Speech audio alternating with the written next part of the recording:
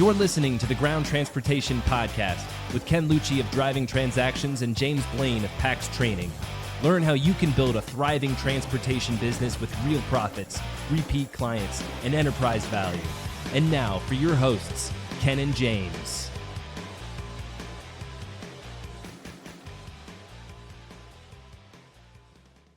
Hello, everybody, and welcome back to the Ground Transportation Podcast. We are really excited about our guest today, Mike Marroccoli. One of the biggest things that our industry is facing right now is raising insurance rates, right? They keep rising, they keep going up. And so we've brought Mike on from Epic Brokers. Mike's been a broker in the industry for a long time, probably one of the foremost experts in the industry.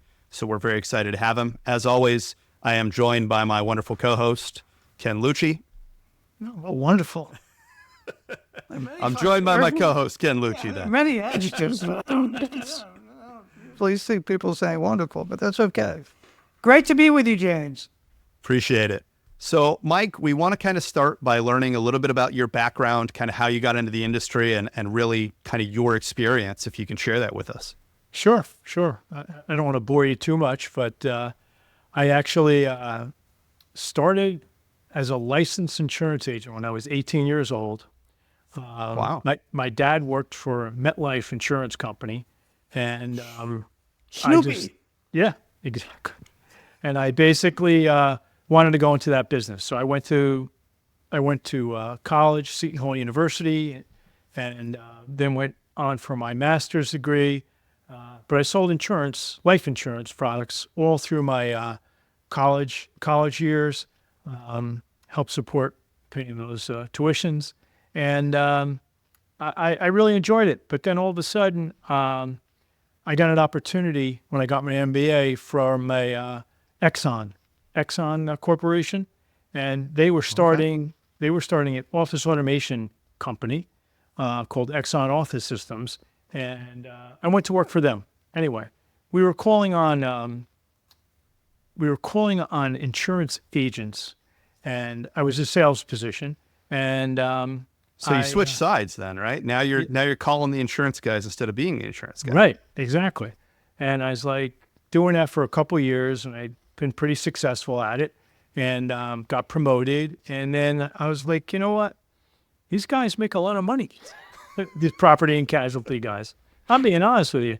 And I was like, I think I want to get in this business. Anyway, went back to MetLife. MetLife had just purchased Century 21 real estate company with this concept of having property and casualty insurance brokers in these real estate offices to do that. Anyway, so I did that for a number of years, and I also, my family was growing, and I was really involved. I basically got into the property and casualty insurance agency business, started my own agency, and my family was growing, and my kids were involved in sports. I started coaching youth football. One of my players' father came up to me and started talking to me and said, "Hey, I'm in the property and casualty business too. We should really talk." And so his name was Bob Lull, and he owned Capacity Coverage, which is probably one of the biggest transportation insurance brokers in the country. And Bob and I really hit it off, and I decided to join his firm as an owner. We kind of merged, if you would. And at that point, he said to me, we have a specialty in transportation. I think this is something that you would really do well at, and I'd like you to pursue that. So I did it and pursued it, and grew my book of business. I have a lot of clients that have really, I think, respected me because I'm very responsive and try to give them the right advice. So that's how I got into the transportation side of things, and that was 25 years ago. And since then, we did get purchased by Epic about 5-6 years ago. Epic Brokers is one of the largest brokers in the country overall, not just in the transportation segment, but overall property and casualty insurance broker. They're one of the top 10 in the nation. Wow. So let me ask you then, I think obviously anybody in this industry, everybody has insurance, but can you kind of explain how the insurance industry works? Obviously that could be a whole podcast on its own, But, obviously you've got brokers, you've got carriers, you've got claims, you've got everything there. But one of the things that we keep hearing over and over is the reinsurance market. Can you kind of explain to us at a high level how your industry kind of is laid out? Yeah, and the difference between the agent, broker, Absolutely. Technically, in terms of definition, the broker represents the client. An agent can be an agent of a large company that has captive agents, but you're basically representing the carrier, not necessarily the client. We're brokers. We represent directly many clients to obtain the best possible rate for them through the insurance companies that we represent. So we work for our clients, not for any insurance company. But having said that, in referencing your comment, James, yes, we are in what we call a hard market right now. Rates are skyrocketing. And one of the reasons for that is the reinsurance rate. So insurance companies do not keep 100% of the risk.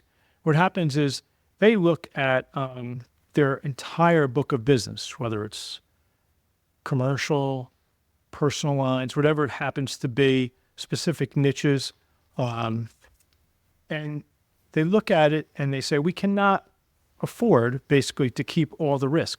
So what they do is they basically farm it out, if you will, to use a transportation word. They farm it out and they share the risk with reinsurers. So reinsurers buy part of the risk so that in the event you had some type of catastrophic loss, $5-10 million loss, part of that is being shared by the reinsurer. And the reinsurer obviously is charging the insurance company money to take on part of that risk. They're taking a piece of the policy for that risk. Correct. Correct. Okay. So they're taking that on. And what we've seen overall in the insurance industry is that the reinsurers have said, hey, we've gotten hurt because of a lot of these claims. So we are raising our rates to you, Taking a insurance bigger carrier. piece of the policy. Yeah, exactly.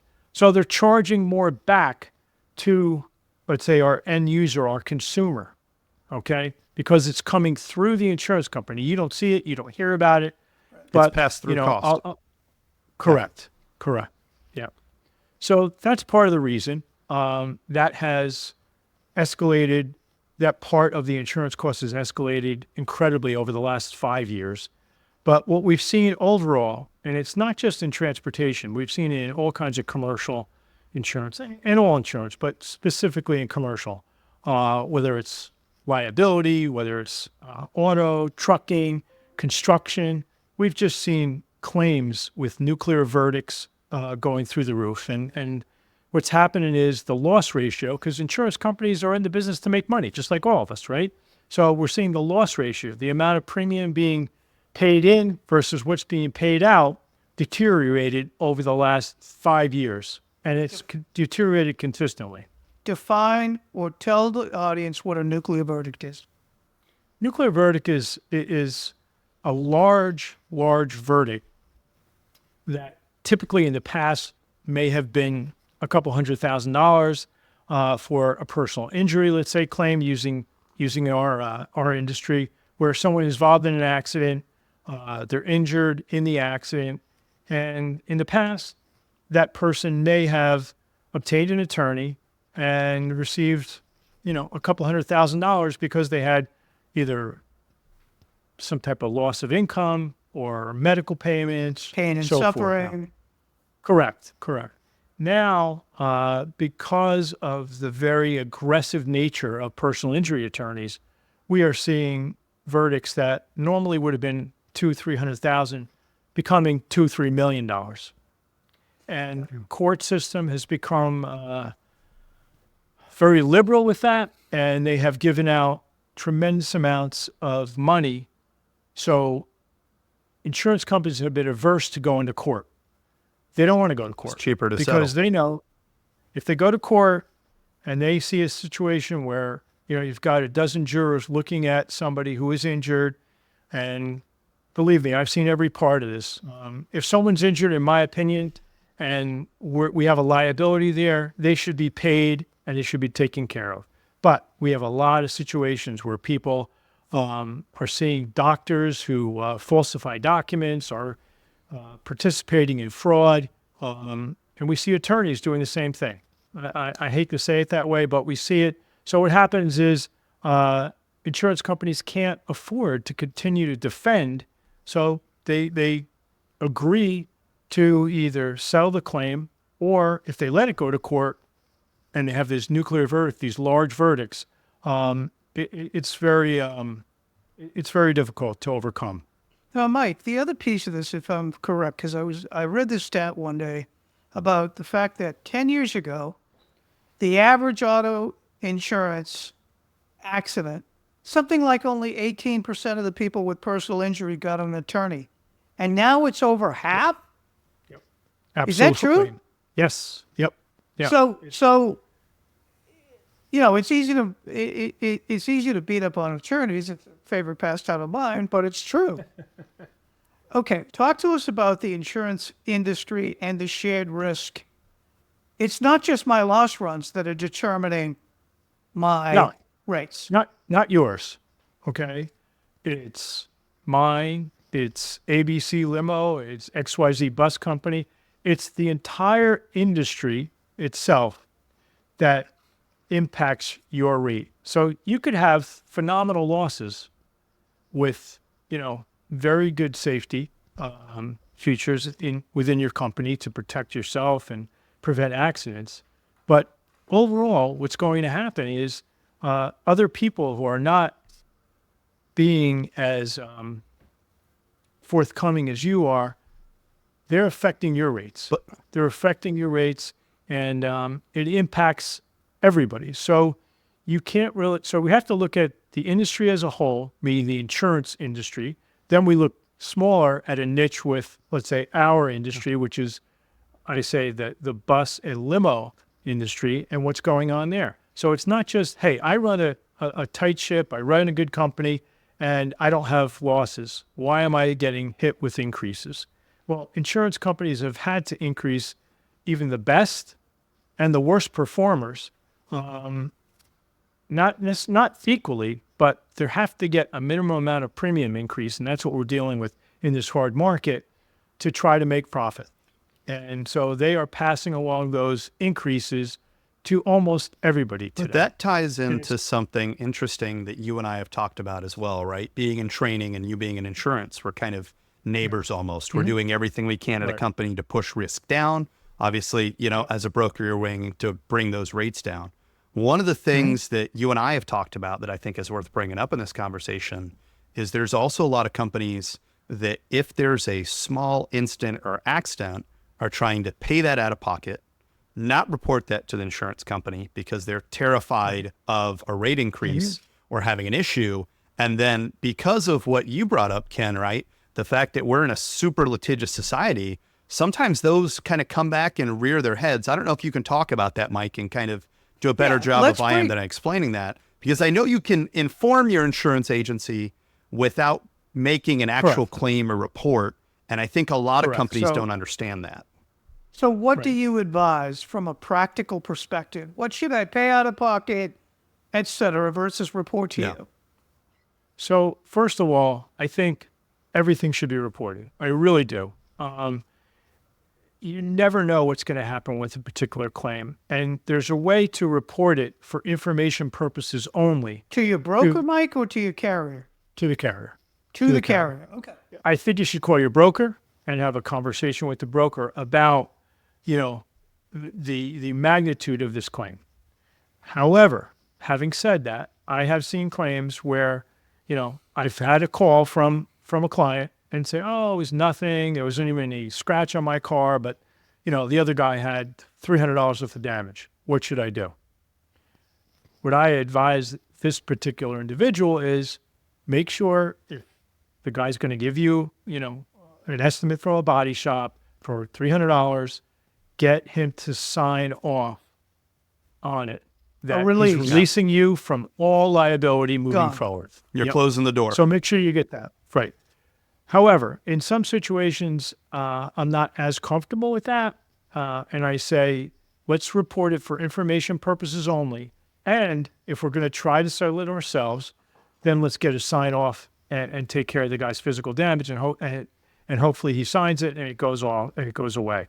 But then for information purposes only, you've notified the carrier. And why is that important? One thing, like, why is it important to notify the carrier? For someone listening, what does that do for them? you have to realize that you're dealing with their $1 million, $1.5 million, or $5 million limit of liability, and their money.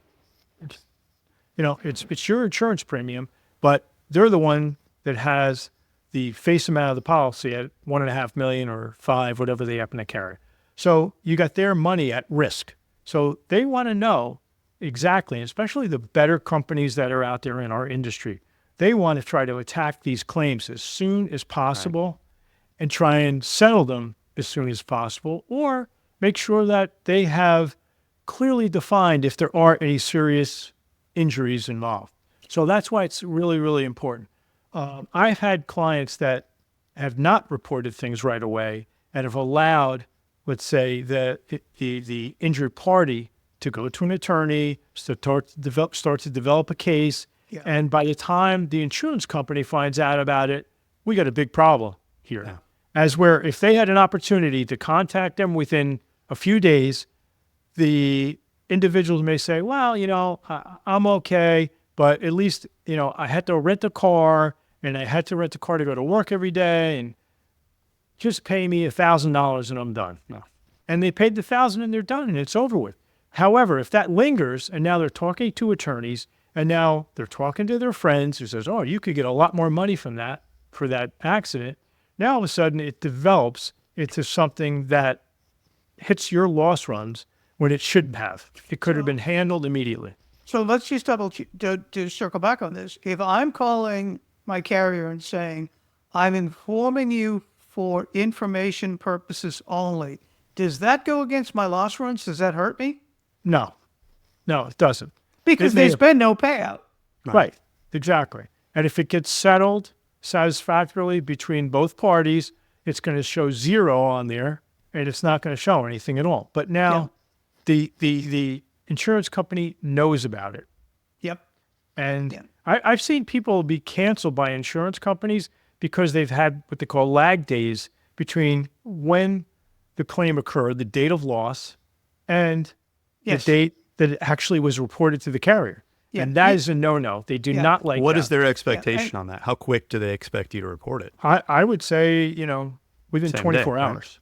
Right? 24, 48 anyway. If it happens over the weekend, And it's really important that, going back to the training issue, that you train your drivers on how to report the accidents and what to say and what not to say.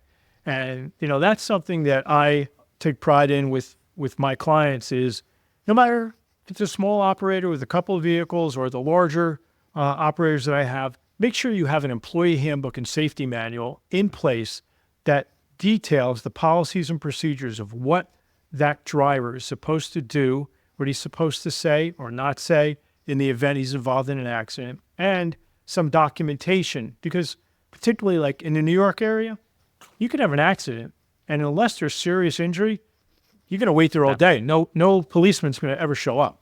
I got news for you. Yeah. But in other areas, the cop will come and they'll take a report. That's fine. But your driver must have his own statement that he comes back to the office, completes a form. Where did it happen? When did it happen? What happened exactly? And so that you can document as much as possible. Because what happens is if this claim develops and 6 months down the road, the driver, A, might not even be with you anymore. And B, if he is with you, he may not remember everything. He may forget certain details which are critical. So very, very important to have proper driver training on how to report accidents, what to say, what not to say. And again, this should all be part of an employee handbook. I happen to put something together that's a kind of a standard that I recommend to people as a sample. And it's pretty thorough. And I let them customize it, but it's 90% done. I tell them in my disclaimer to have your attorney or HR person look at it. However, it provides a good basis for that. And I think you're hitting on something really important, because one of the big things that we teach in PAX is when something happens, the last thing you want to do is admit fault. Because it doesn't matter if it is your fault, right? Even if it actually is your fault, right? Or your employee's fault, if they get out of the vehicle and they admit fault, you're instantly putting yourself in a position where you're already behind the 8 ball. And so one of the things that we teach and I very firmly believe in is they've got to work with law enforcement. They've got to talk to law enforcement. They've got to provide facts to law enforcement. You never want to be in a position where someone is not being forthcoming or not compliant or not talking, right? But for the love of God, don't talk to the press or media. Only talk to law enforcement. And the other big thing that we've always really pushed is don't admit fault. Provide that officer the facts, deal with that, and then if you've gotten it used to be, and Mike, you probably know more about this than I do, because I came into the industry as this was already phased out, but it used to be a lot of carriers would have those accident kits with the little disposable cameras. And so now the big thing is getting as many pictures of everything you can. We were in, and Mike, I think you were there with us. We were in Florida, and there was a larger company doing a presentation. And one of the things they talked about is they had a really bad accident, and they were able to go to neighboring companies, right? I believe it was one was a gas station. I know another one was like a car dealership, and ask them for that. Office building. Yeah, and they were able to get that camera footage and stay on top of it. I remember that. And keep those people tight-lipped. And because of jumping on top of it quick enough, they, even though we're in a bad position with the accident, were able to make that situation 1,000 times better than it could have been. So I think what you're talking about is especially relevant when it comes to responding to an accident if you have one. Yes, absolutely. And, I know we'll touch on it later in the conversation, but I can't tell you how critical it is to have cameras in the vehicles today. Well, it's the full telematics suite. Yeah, right. So, exactly. I have to say this. I'm remiss. I should have said this at the beginning. I know tons of brokers in this business, and a lot of them call me to try to get business. And Mike, you got to be one of the hardest working guys out there. Every single operator that has you, they rave about the service you provide. So talk for a minute about the broker's role, what role you feel you play for your customer, because, let's face it, in any situation like what I do, they're good. I'm not a quote business broker, but there are people who are in M&A that do a lot of work like we do, and there are other people that just, create a file and put it on the market. What do you see your role now and moving forward over the next 5 years? Do you see the insurance broker role changing? I think the insurance broker needs to be responsive. I think that's so critical, to be responsive. And that's something I pride myself in. I try to treat people the way I would want to be treated if I was an operator. And they have questions. They don't understand certain things, whether it's a policy issue or whether it's what to do in the event of a claim. With claims, there's a lot of questions.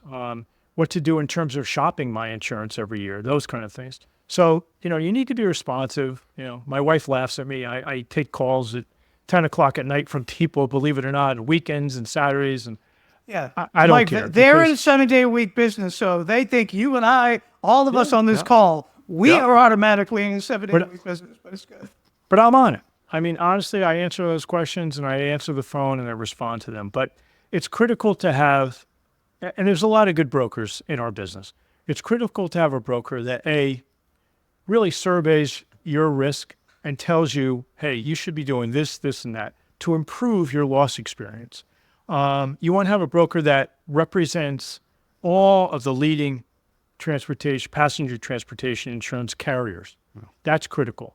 With my team, what we do is 60 to 90 days before everybody's renewal, we look at it. We say they're with XYZ company. We think that based on the losses, this company, we send it out to every insurance company for them to look at least give us an answer. No, we don't want this account because they're in New York City and we don't like New York City. Okay, fine. That's great. So this way we know who else to go to. Others say, hey, yeah, we want to crack at this. Where do we need to be to get the best pot, to get this account? We want this account. It's very profitable. The guy seems like he runs it well. He's got the right vehicles, got the right drivers.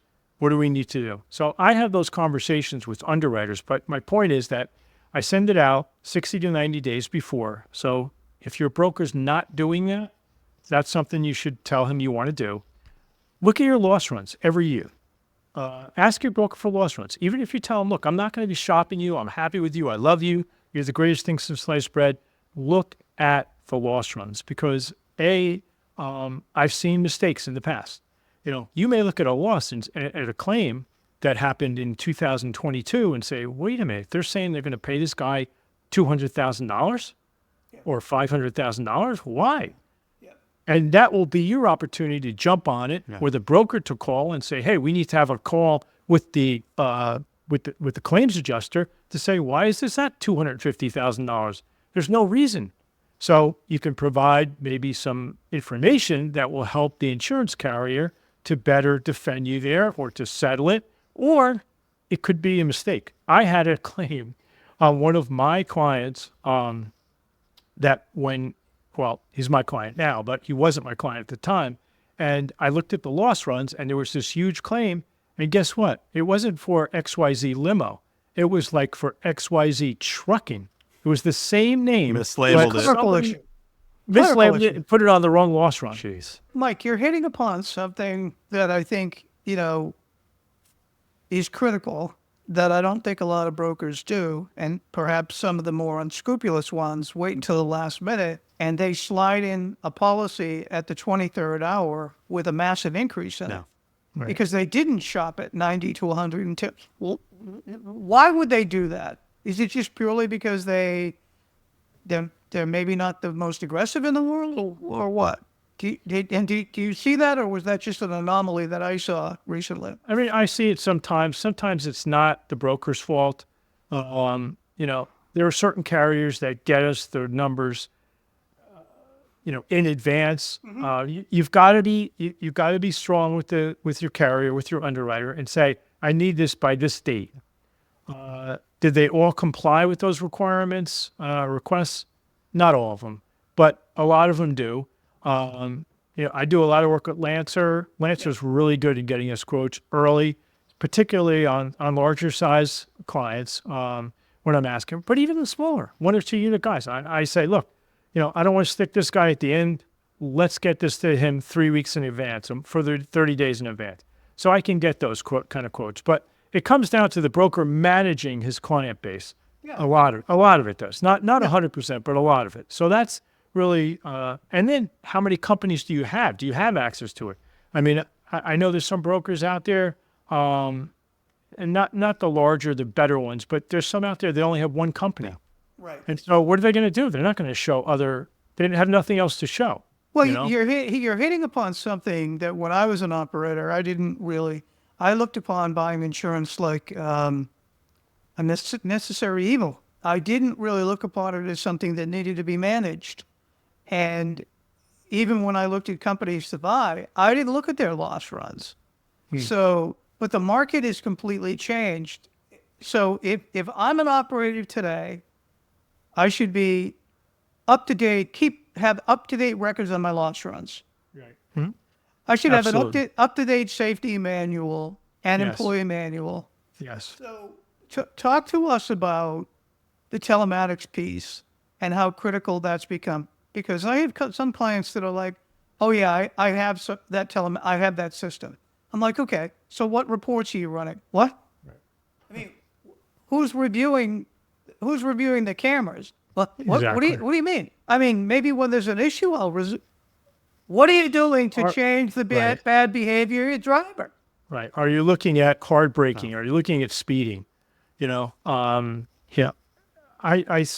of my larger clients are really on top of this stuff, and it shows. It really shows. One of them in particular has a chauffeur manager that's all he does is review the telematics. And then he reviews the telematics, and we see that, driver has this issue, speeding issue. It's only a question of time before this guy has it rear end somebody or has an issue. But so what do? Do you ignore it, or do you bring him into a meeting and say, there needs to be a change in the way that you're driving our vehicle. Our vehicle. Yeah. It's not your Absolutely. vehicle, it's our Absolutely. vehicle. Absolutely. Because and what, again, whether you're an operator with a couple hundred vehicles or you're an operator with 3 or 4 vehicles or 1 vehicle, whoever's driving your vehicle, that person is affecting your livelihood. Yep. You could be put out of business easily because Yep. if he has a terrible accident or there's some frequency there and no insurance companies want to write your business and offer you a policy on renewal, what are you going to do?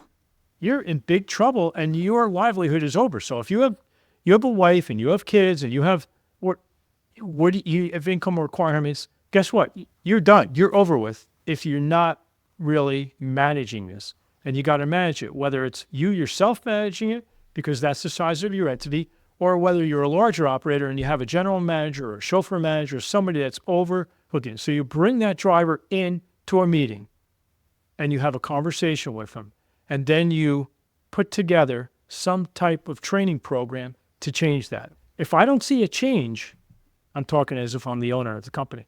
If I don't see it, or the manager, if I don't see a change in you in the next 30 days, you are no longer going to be working for my company. And I I'm think there's something really important there as well, because if you look at this, and I was lucky enough to participate in a mock trial recently in the motor coach industry, if you look at this from both sides, you've got the preventative side of it, which is where, I and PAX live, right? Trying to prevent that. Mm-hmm. But as you're saying, Mike, you have to go in there with telematics and inspect what you expect. Now, I think something really important here is if you bring that person in and you talk to them and you put them back on the road, and 2 things don't happen, right? If one, you don't document that. So I see a lot of companies that will do this inside of our training platform, so they've got the record. But 2, if you did document it, but then you don't follow through on that and you continue to allow that behavior to happen, one of the things that I've heard from actual stories from companies that we work with is that those attorneys, when you get to court, will try to use that against you and say, you had a company policy that they had to do ongoing training. You had telematics and they didn't apply what they were supposed to learn in training.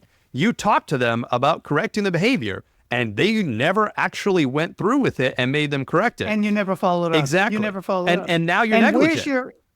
Where's your signature? Where is your signature where you counseled that individual? Where's the corrective training program? Where's the proof that training because, let's face it, they are driving a guided missile. Absolutely. Okay. And the larger piece of equipment, the worse it could be. But Mike hit upon something that I believe that, I have my own suppositions as to why the rates are going, through the roof. It's definitely tort reform. It's definitely it's definitely tort issues. It's the fact that all of these vehicles today cost a hell of a lot more to fix than they used to fix. Right? If you get the parts. And then it's a variety thing, but it's also, to me, it's the small operator that does not take managing safety seriously. The sad part is they're actually at a hell of a lot more risk than the big operator, because the big operator probably has good liquidity. The big operator, has the girth of lots of revenue. But if there's a catastrophic problem with a 5, 10, 15, 20 car operator, like Mike said, it could literally put them out of business. We had a situation recently where a client's insurance policy went from $275,000 to $625,000. So I said, okay, let me just tell you the reality of this. For $1 million worth of business, your insurance should be between 5 and 7% of total income. We know those numbers by the back of our hand. For every $10,000 that goes up, you just lost a point off your profit. You have no ability to profit right now. You have no ability. Something's got to change. It's not rocket science. You either need to go way up on your pricing or you need to cut the infrastructure of the business. And their point to me is, well, that damn insurance company. I'm like, you don't understand the ecosystem we live in. This hurricane in Florida and North Carolina is going to cause us massive problems on the commercial insurance market. Yeah. And there's nothing Mike can do about it. There's nothing that the carrier can do about it. But, I guess my whole point when I talk to people is I say, what are you doing to mitigate your risk? And they look at me like when I try to take a ball away from my Jack Russell Terrier. They're like, they have this puzzled look on their face. Risk mitigation has got to be as big a piece of your business as trying to get that car from point A to point B. This is the world we live in. You cannot change the fact that you're living in a much riskier world.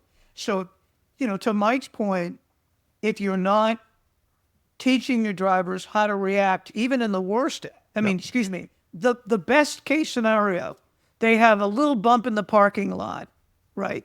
You have to train them how to react to it. And you yourself as an operator have to know what steps to take. It's a total new world of risk management now. And, a lot of times I get clients call me and say, I've got this driver candidate and he's got a couple points on his MVR and, I really want him. This guy's good. I need him. I'm really dying for drivers. And they try and talk me into going to the underwriter and getting a driver approved. And I'm not saying 100% of the time they're wrong, but a lot of times when they try to push somebody through, what are you doing? How are you setting the bar for your company in terms of putting somebody behind the wheel who has a poor driving record? Why do you want that? Why do we want to be put in a position where in the event this guy does have an accident, we're in jeopardy because he, as Ken said before, these jurors are going to look or these attorneys are going to say, you hired this guy and he had 3 speeding tickets over the last 3 years. You were negligent. Well, let's take it. Let's go ahead. I'm sorry. Go ahead. No, I'm saying, and you're contributing to this. So, it paints a very poor picture for you as an operator. Well, so, and let's talk about it. Let's talk about the same if a chauffeur comes or a CDL comes from another company, and you don't verify that they didn't get let go because, they had harsh braking, they were counseled 3 times, and then they were let go. Okay. Yes. So the industry as a whole, the operators can't look and say, oh, what a coup. I just stole so-and-so from XYZ company. Right. You just brought on a hell of a liability. So the attorney will go back and say, by the way, on this guy's resume, did you find out why he was let go? And then he has a statement from the old company that says, oh, that company let him go because excessive speeding, aggressive driving, et cetera, et cetera. But, Mike, I think you'll agree, we've got a hell of a lot of tools in our quiver now, or arrows in our quiver that we didn't have years ago. Correct. Cameras in the cars. Nope. Right. Telematics. MVRs. Telematics that say that you're speeding, says that you're aggressive driving. A broker like you who's designed a safety manual, we have PACS training, et cetera. We didn't have this years ago, and it's a shame. I don't think that a lot of operators have changed their behavior from 20 years ago. And I think the key thing that you're hitting on there is, if you think about where you're going to run into issues, and Mike, correct me if you disagree, but I see 2 big things all the time. Just like you said, Ken, we bring someone in from another company. Oh, well, he left the other company. Okay, but you never bother to verify. You never bother to look. He might have left the day before they were going to let him go, right? You're getting all of those bad habits. And I see, this is probably the cardinal sin I see of hiring experienced chauffeurs is company owners will assume they are trained and they know what to do and put them on the road. And I see that day in, day out. Well, this was an experienced chauffeur. He'd worked for another company. Well, guess what? If the other company was in a hurry and needed him on the road and got him out there, that means he didn't actually get trained how to do the job. He went out there for 6 months, a year, however long it was, and kind of figured out a way that worked for him, which is not what you want. Yep. But no, it's not. But the other side of this is that we tend to see those things right in the beginning, but we also tend to see things later down the road with chauffeurs that have been on the road 3, 4, 5 years because, and this is something that at PACS we've really fought against. There's a propensity to say he was trained once, he's good forever. And 3, 4, 5 years later, he's falling into bad habits, right? She's falling into bad habits. They're starting to fall into mistakes. safety's not the top priority. And something that I know, Mike, you and I talk about at length, and I think it's worth going into, is that building a safety culture means that you're proactive in training them as soon as you get them, right? That's where I live. That's the soapbox that I spend most of my time on, is training them when you get them, making sure that you're keeping them performing the way that you want, and then actually doing that through and through. And Mike, you and I have talked about this at length. There's a lot of operators out there that think they can put a safety program like PAX training in place a week before the renewal, and all of a sudden the rates are going to go up. And Mike, you tell me, I mean, how often does that work? The insurance carriers aren't dumb. No, they're not dumb. And you know what? The old saying, the proof is in the pudding. You've got to continuously have the training ongoing, whether it's somebody that's been driving for 20 years or driving for you for 2 weeks. It's got to be ongoing, because it's got to consistently be reminding them of what they should be doing. And I know the PAX training program is looked at very, very favorably by the insurance companies that I work with. And it's got to be something that you continuously, and you set MVR standards. Adhere to them. Don't sway. Don't get too liberal on them. Don't say, oh, well, he's been with us a while. And no, because that is the guy that's going to have the accident that puts you out of business. Well, and to that point, when you uncover the fact that you get a driver below a 90% safety score, or 85, whatever the number is, you've got to have a company standard. Okay, we're gonna go for this. This is our safety goal. The way the manufacturing plants used to. Hey, we've gone 777 days without an accident. I do want to touch upon something, and we're coming up on the end, but what is your position on cameras inside the vehicles? And what objections do you hear from operators? I'm getting less and less pushback on that from operators because of what we're seeing, specifically with, the bigger vehicles, buses, the Sprinter vans. Everybody understands, hopefully, that, the recording devices that are showing the front of the vehicle and outside, that's an absolute necessity. That shouldn't even be a conversation. But inside the vehicle, I know some people have had issues with privacy and so forth, but it's your vehicle. And, I have seen situations where, again, we've had like fraudulent claims where I've seen one of my clients had a situation where the individual kept getting up out of the seat. He pulled the vehicle over and said to them, please, sit back in your seat. Getting up, standing up is just when I'm driving this vehicle, is not acceptable. We had the camera. The person ignored him, thought she was being funny. She fell. And all of a sudden, she's got a herniated disc, and she's got this and that. But we're showing the video that the chauffeur took the initiative to say, this is not acceptable. This is against our safety procedure. So I think it's critical, and I think it's really, really important that you have it in both outward and inward. I think it's good. And that lines us up too, because one of the things that I want to make sure we talk about kind of before we wrap things up is, what are the top things, right? If you're listening to this and you're an owner and you're saying to yourself, I'm getting killed by my insurance rates, obviously, there's no one going around handing out discounts. Well, what are the top things an owner can do to get that rate under control, bring that rate down, or fight an increase, right? What are their options? How do they do that? What can they do there? I think, first of all, having the right broker is important. That's going to bat for you. I think it's also important that all the things that we just discussed, that, if you have a safety manual, but you don't require your drivers to read it and sign off that they understand it. If you have driver training and you're not insisting that everybody goes through it on a regular basis and that you check that they have finished, various modules of it. If you have all these things and you're not making it part of the environment of your company, then you don't have a safety environment. So, you need to make sure that whatever you put in place, it becomes part of the culture. And people will get it.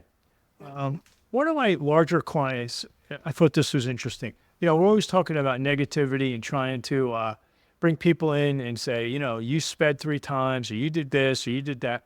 One of my clients has actually like a program where they team up drivers and give them some type of benefit or some type of prize if they have good telematics scores, if they haven't had any accidents. So they team up different drivers so that these guys will support each other and cheer each other on.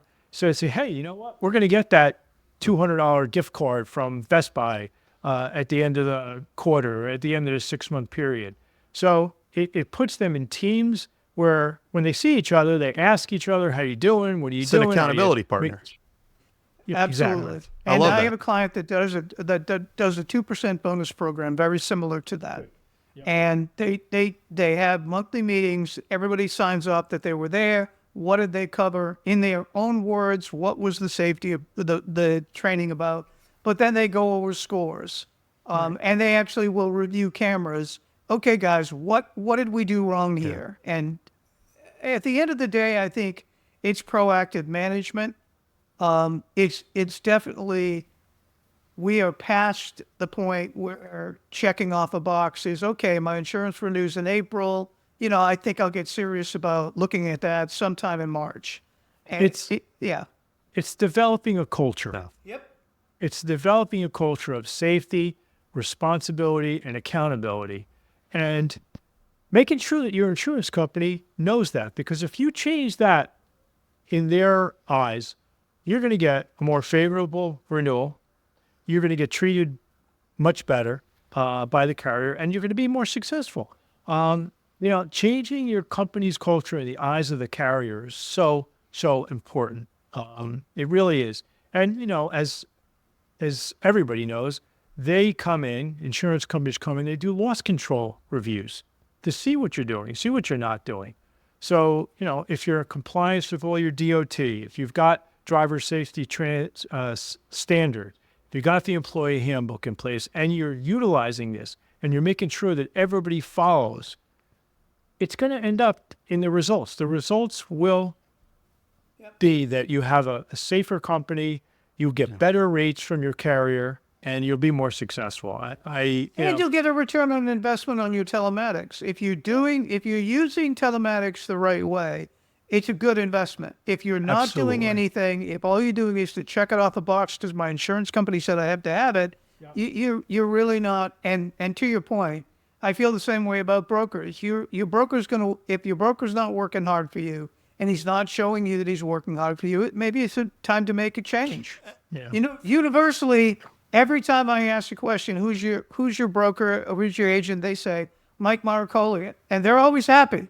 Okay, it's not the case with some other people say to me, who do you, I get so and so. Who do you recommend? No, and I think you make a really good point, because I can tell you right now, there is no lack of people out there that are going to try and write coverage for you and call it a day and move on. And I think one of the big things that we've really hit on is a lot of this comes down to running your company the right way. Ken, it's something you and I talk about all the time. Yep. If you're not trying to push the standard, if you're not trying to be in that top 5 to 10%, guess what? As we've learned here, you're probably going to have higher rates. You're probably not going to make as much profit. All of that's going to eat into it. So I think one of the biggest takeaways here is that what you can do to help control your rates is what you should already be doing to be running an A-plus company. Absolutely. And it's no secret that the people that are way far behind on the financials, when we come to look at them, are also way far behind. They have the highest insurance rates. It's just the way it seems to go for some reason, And I'm talking to operators out there. Don't be fooled by the fact that, you're allowing your drivers to dictate to you what's acceptable and what's not acceptable. You may say, well, we've had, we had 5 or 6 accidents this year, but they were minor accidents. They were nothing, and I'm not going to fire the guy over that.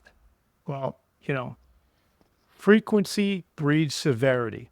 Absolutely. That's something in our industry that everybody talks about. So you know what? The guy hit somebody in the rear. It's minor. Okay, I'm going to let it go. Okay, he comes back the next week and he backs into somebody else. I'm going to let it go. How many till the All big of a one? sudden, Listen, big that's one a gold. comes- That's the golden nugget right now. game's over. Game's over Yeah. for you. That's the You know? golden nugget of the podcast. Frequency. Give me that Breeds again.